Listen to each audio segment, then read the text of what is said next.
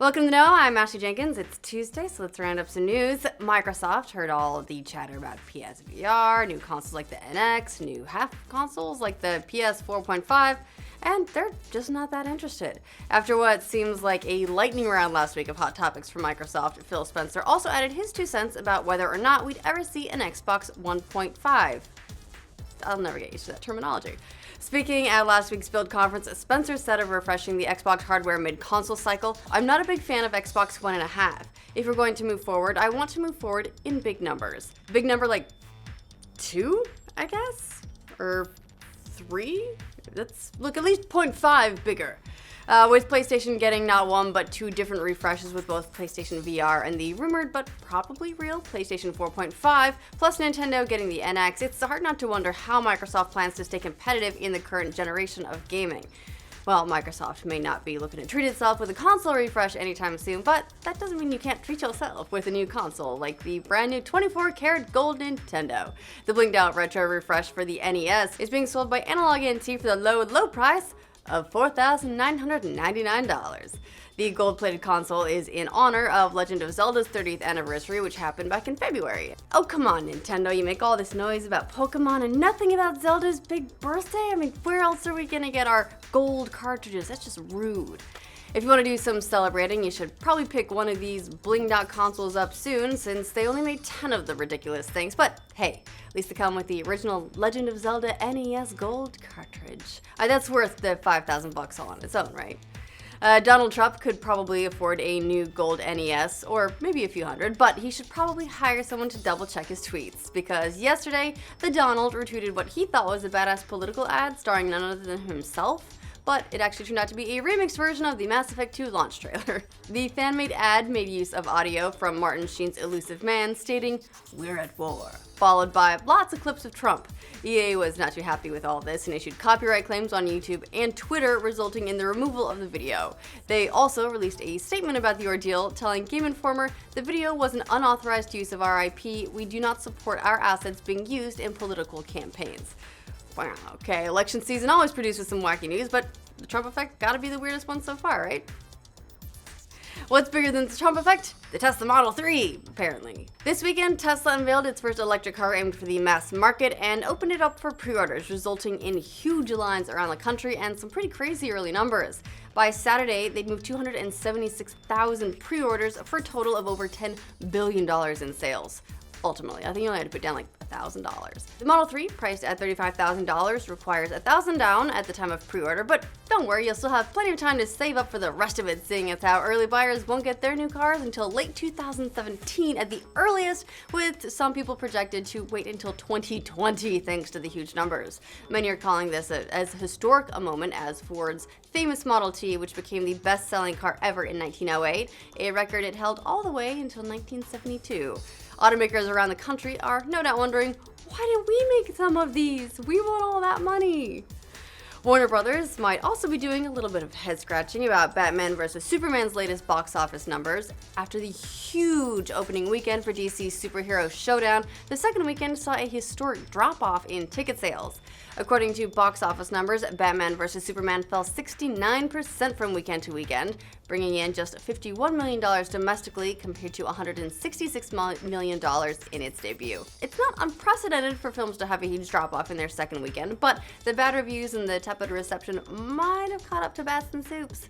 That 69% drop-off ties X-Men Origins Wolverine, which dropped by the same amount for its second weekend. Only Ang Lee's Hulk has done worse in terms of superhero movie drop-offs at a record low of 70%, which is not, I mean, it's 1%, it's not that much different. For Warner Brothers' part, they're saying everything's hunky-dory, which makes sense considering they fast-tracked the whole cinematic universe and still made hundreds of millions of dollars, probably wiping all those tears away with their $100 bills on the way to the bank. Superhero movies are warring at the box office, but EVE Online might be in the middle of the biggest war it, or any PvP game, has ever seen, which is saying something considering all the epic stories that have come out of EVE Online in the past, right? They do epic war. The current conflict is between the game's largest military coalition, called either the Clusterfuck Coalition or the Imperium, depending on your mood, and a rising faction of players called the Money Badger Coalition, which is being bankrolled by an online casino. You can't make this stuff up, guys. That's amazing. The invasion by the Imperium into low security space that is frequently fought over by smaller outfits caused those little guys to band together and strike back. It gets way more complicated, but the conflict ended up in a huge ship battle of over 5,000 players. Now, players everywhere are taking sides with an estimated 60,000 pilots enmeshed in the conflict, so things are just getting started. Maybe the inevitable treaty will bring some fun to the game. Nah, we like the war.